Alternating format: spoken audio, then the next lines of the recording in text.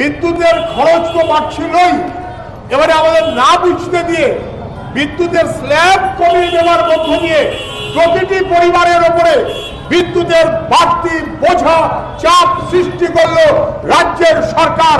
আমাদের না বোঝার কোনো কারণ নেই, তার বিরুদ্ধে বিহিত আমাদের করতেই হবে। মানুষের স্বার্থেই সে বিহিত, এর কোনো বিকল্প হতে পারে না।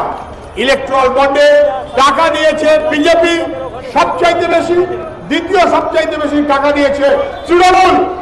যারা মনে করেন বামেরা এখানে নেই, ওখানে নেই, সেখানে নেই, সদর্পে ঘোষণা করুন চুরি ছাঁচনামি করে জেলে বন্দী এই তালিকাতে বামেরা শূন্য, সিপিআইএম শূন্য, একজন খুঁজে পাবেন না।